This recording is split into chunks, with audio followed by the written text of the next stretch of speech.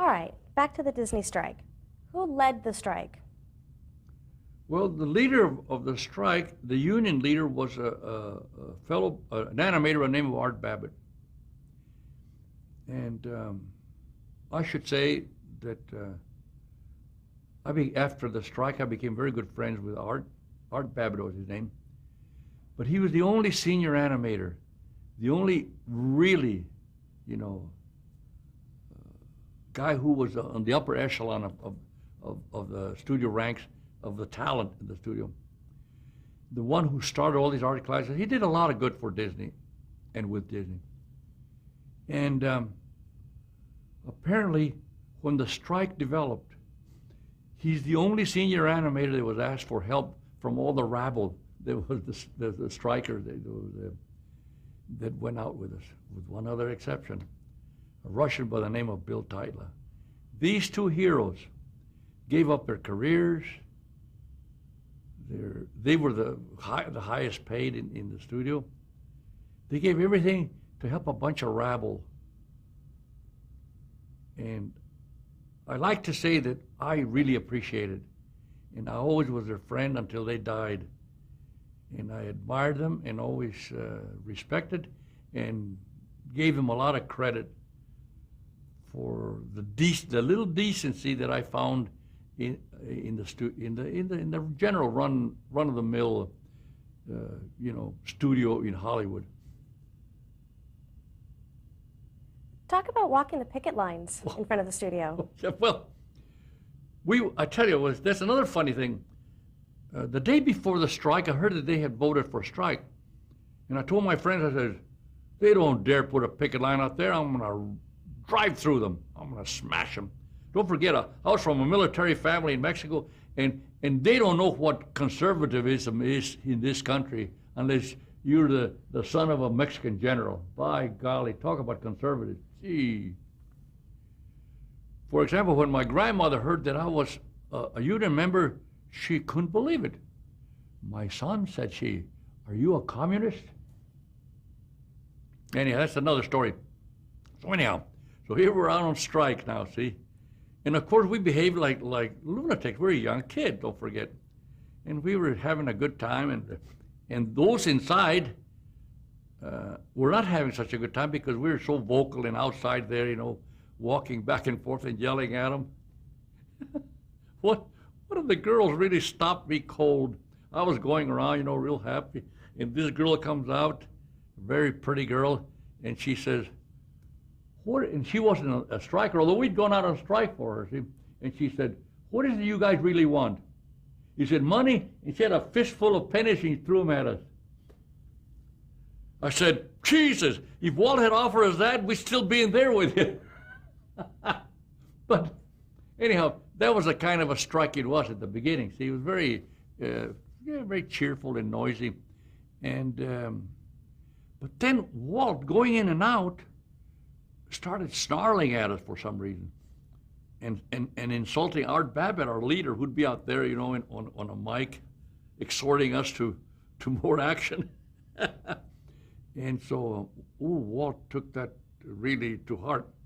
So from then on, every time Walt went through the line, we made life miserable for him. We would holler at him, and he saw us. See, they took pictures of all of us.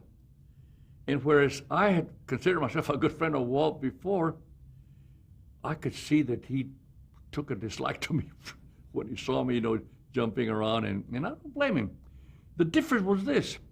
Later on, when I met other producers, for example, Leon Schlesinger, we struck him, and you know what? We had a lot of fun and cusses at each other, but as soon as the strike was over, we became friends again. Not with Walt. He took it to heart, so I knew we had hurt his feelings. How dare we go out on strike against him? And so the strike lasted for like about 3 months. And Walt, of course, was in no spirit or friendliness or anything to make up with us. He just wanted to crush us. His brother, though, Roy Disney's a different kind of a man. And so I don't know how he did it, but somehow he got Walt out of the country. he encouraged Walt to go down to South America and do Saludos Amigos and do, a lot of research. While he was gone, Roy settled the strike. He says, guys, come back and forget all this nonsense. And so we did. Well, Walt was gone, see. He must have been furious when he came back, but I still was friendly to him. I said, morning, Walt. I didn't say Mr. Disney anymore. He'd snarl a few words and keep on going. Which was part of the fun. We're cartoonists, that was great. I tell you, out of that cartoon strike, I wish I could, everybody was drawing great big cartoons. And they took a lot of, film of that strike. Because he was a curious strike. There'd never been a strike that I had in Hollywood. But I think Walt, again, with his personality and his backing of being such a hero, the average person in the street and the popular, how could you strike Walt? My gosh, he's a saint, a hero that makes all these beautiful things for our children.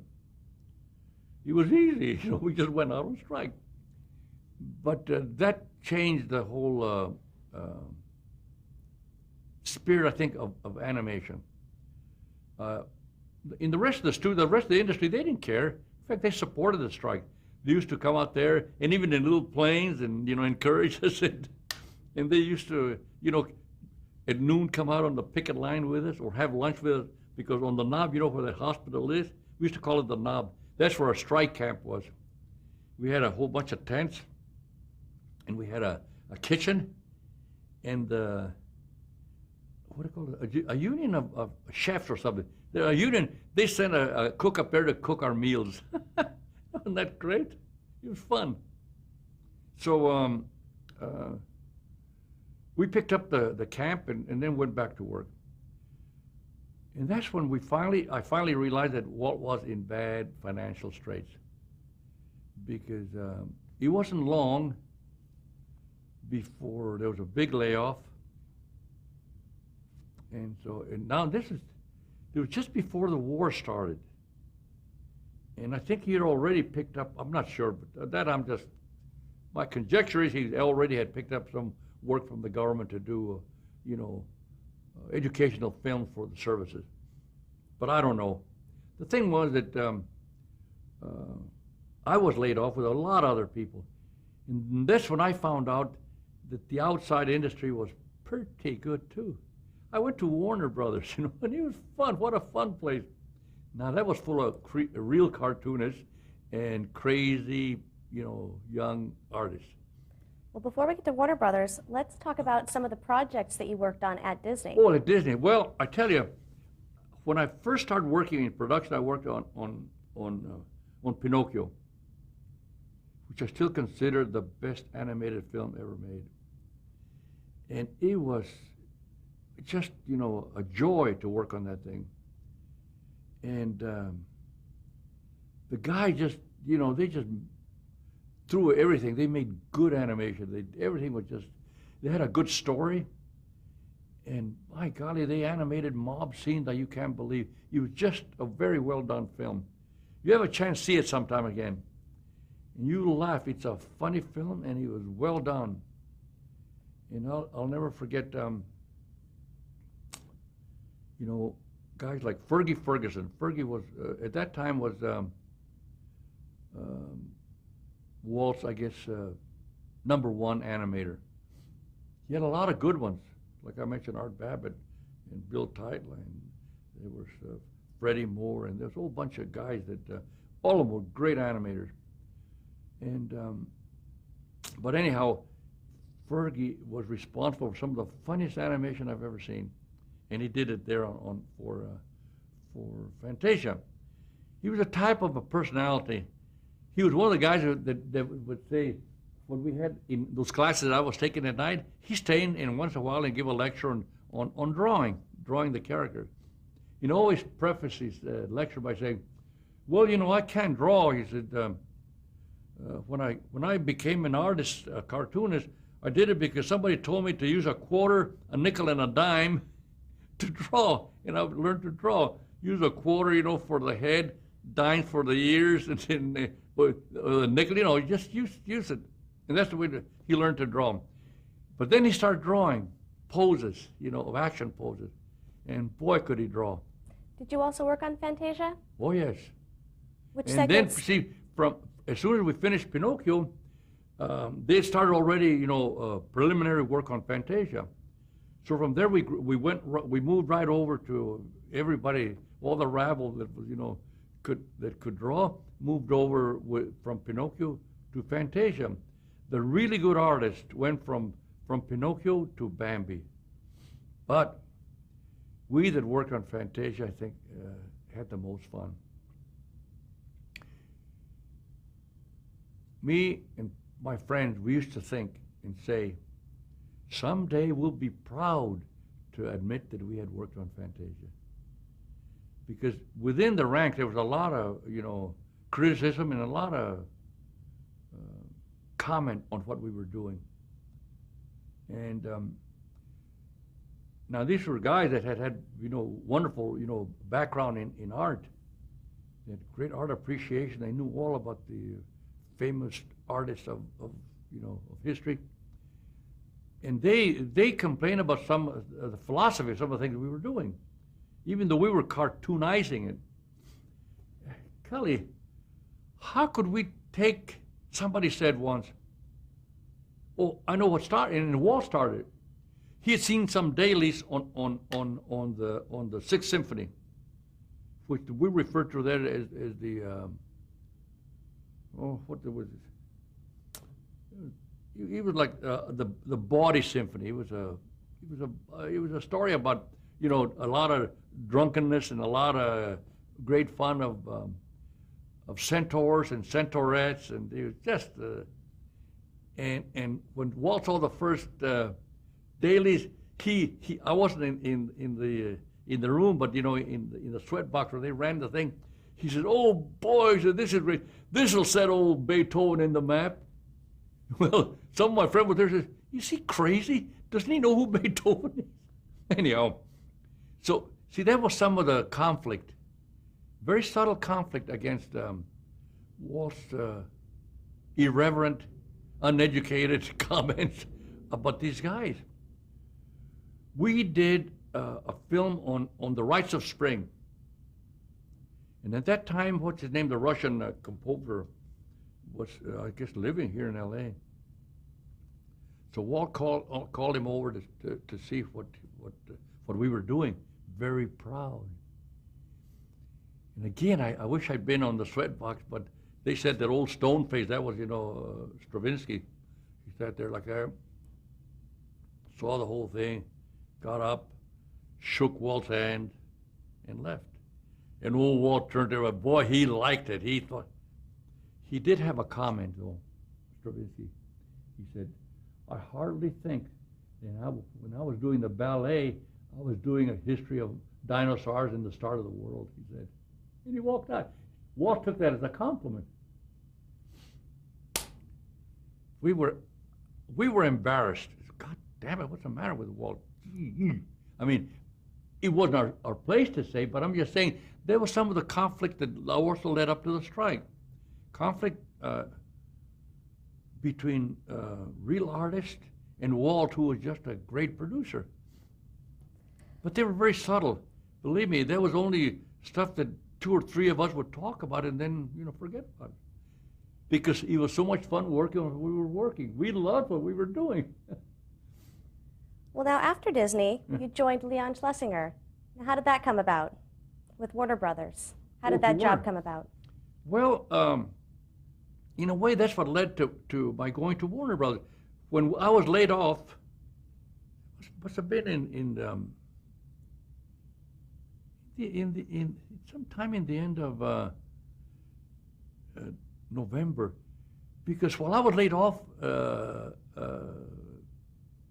the Japanese attacked Pearl Harbor.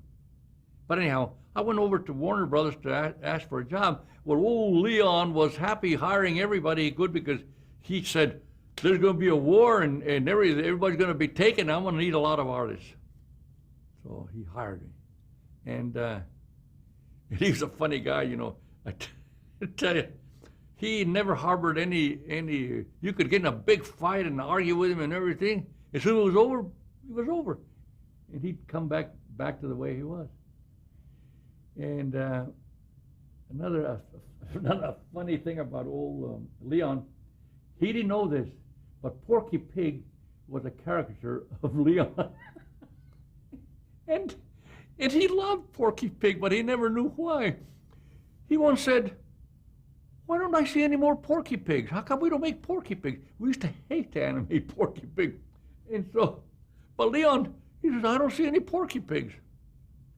So again, this is the spirit of Warner Brothers. Eh?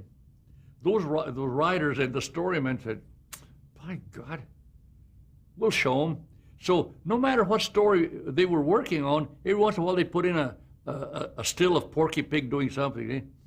So old Leon would come in and look at the story, real happy, look up. He'd come to Porky Pig and turn back to, and he'd go on. He never read the story. And that was a riot to us. We thought, wasn't that great? And we used to pull that on poor old Leon. But once in a while, we would do when the writers came up with a good story, we would do a Porky Pig. Oh, he was so happy. But he thought we were always working on Porky Pigs. But Leon was fun. What were your responsibilities at Warner? Well, when I got a job there, I was just an assistant animator to, I worked with Bob Clampett, was another kook and a crazy guy.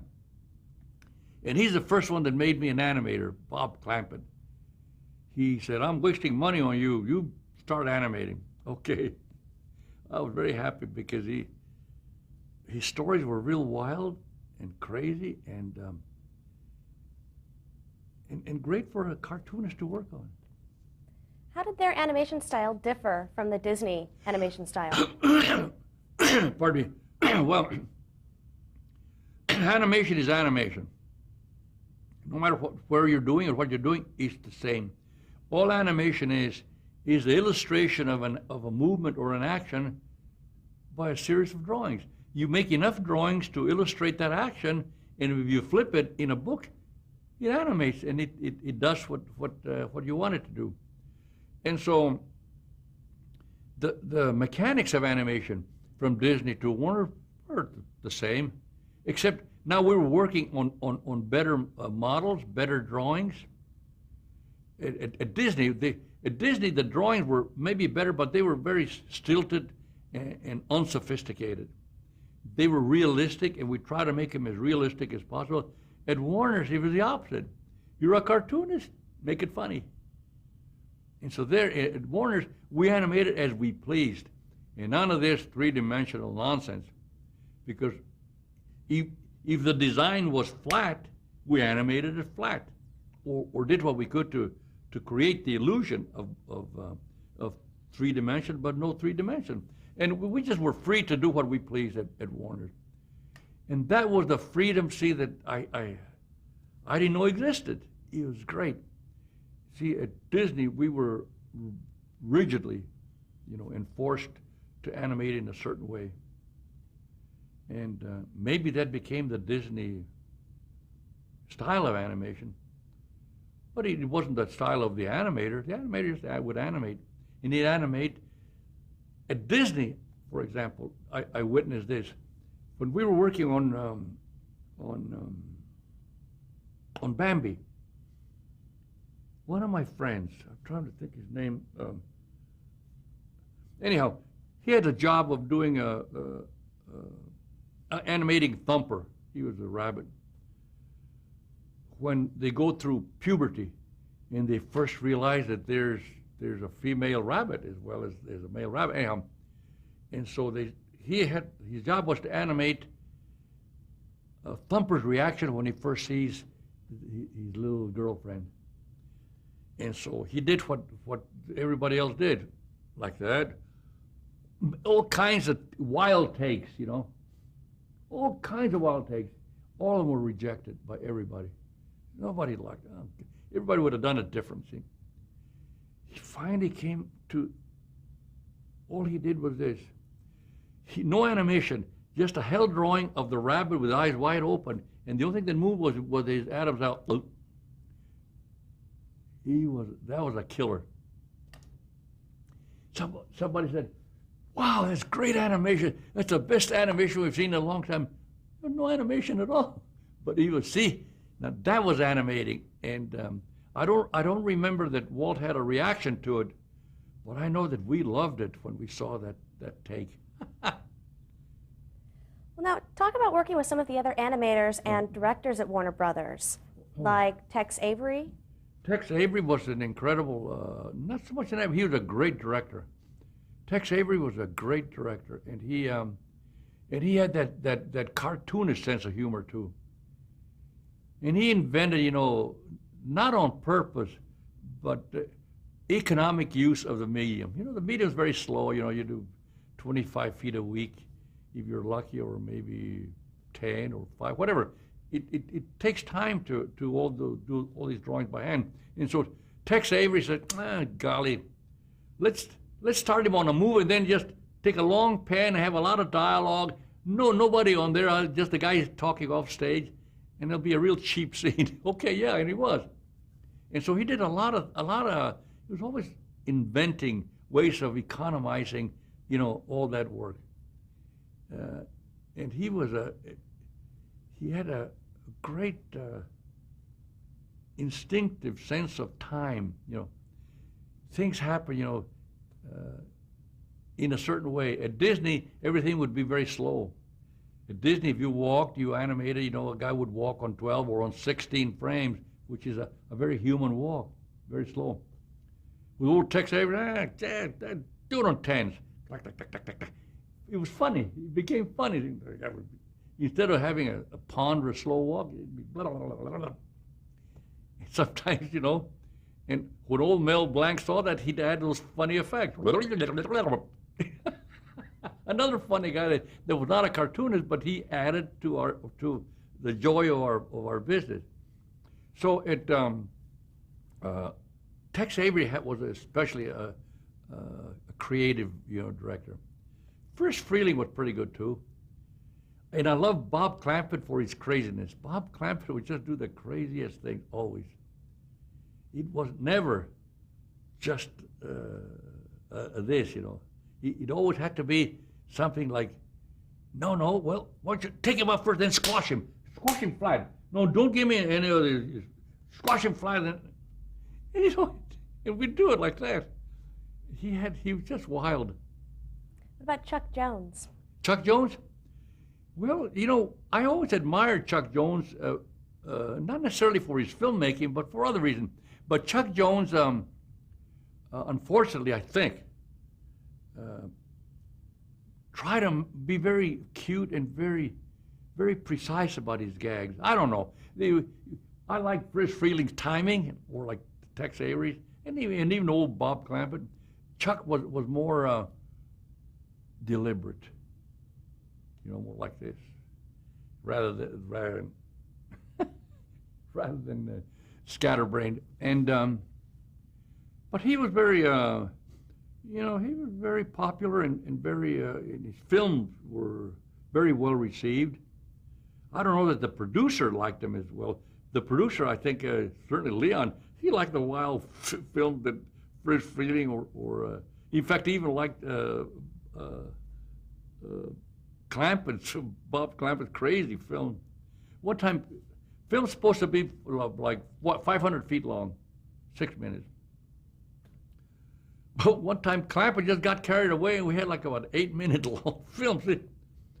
And everybody was incensed, except Bob. Well, that's my picture. Well, we can cut it. We'll cut it later. When Leon found out, he was furious. What do you mean you spent money on 800 feet, 500 feet? But old Bob got away with it because it was crazy. And the other guys were furious because they would never have dared to do that. Even Frisch would never have done something that mad. And Tex might have, but no, he was too practical. How about Maurice Noble? Maurice Noble, he just died. Well, Maurice Noble was a very good artist. But he's a very good, what I call He was a background artist. He had good color sense and painted beautiful scenic things. But he was not a designer in a sense that, to me, a film designer is a guy who designs a film. He not only designs, the background, but he designs the character to go with that background. It's a double thing. And old Maurice had trouble with that. That's why he was so successful with Chuck Jones, because Chuck Jones loved to do the character and then let Maurice do whatever he pleased for the background. But he was a very nice, very decent, nice guy, Maurice. I knew him since Disney days, and we worked many places together. And what about Frank Tashlin? Who? Frank Tashlin? Oh man, you mentioned a real hero. Frank Tashlin was the old unmade bed, we used to call him. Frank Tashlin was a very talented, not only artist. God, he could draw the greatest caricature, but a great director. Oh, gosh, funny, you know all these great names. He was a great director, and he's a director that made the transition into live action. Oh, Walt must have been jealous of that, but he did. He just became a great live action director here at Paramount, and he was just very good. Oh man. Well, talk about the challenges of drawing some of the specific Warner Brothers characters like Bugs Bunny or Daffy Duck or Elmer Fudd. Well, it wasn't so much a challenge as I told you, an animator is an animator, and if you give him a drawing, he can make that drawing and move it. And the trouble we had with at Warner Brothers with Bugs Bunny was that each unit, and there were like 3 or 4 units, would draw him differently. Now, we knew it, and maybe our producer knew it. He didn't seem to care. But that didn't bother me at all. I thought it was great that they were so loose. But no, they insisted we had to do them exactly the same way. A Disney influence. And I don't know who brought it in. I like to remember him, and then I could tell you a few bad things about him. See, why should it be exactly the same? It's great. They were different interpretations of Bugs Bunny, but he had the same voice, the same crazy Mel Blanc. Anyhow, and Daffy Duck, there was no problem. It's just that, again, that everybody had slight, subtle differences in drawing it. But the animation was just as crazy, just as wild. Certainly it was at Warner Brothers. So there really was no conflict about that. But they did. I remember just before I went in the service, they got old Bob Kimson, a real good animator, to draw a model sheet of Bugs Bunny, and everybody from then on was supposed to use that model sheet. It was all right. The animator didn't care. Well, okay, you want it done like that? We'll do it like that. And so we did, and nobody cared because it was the same old voice and the same crazy, wild action. So what does it matter? Great. Well, let's stop right here to change tapes.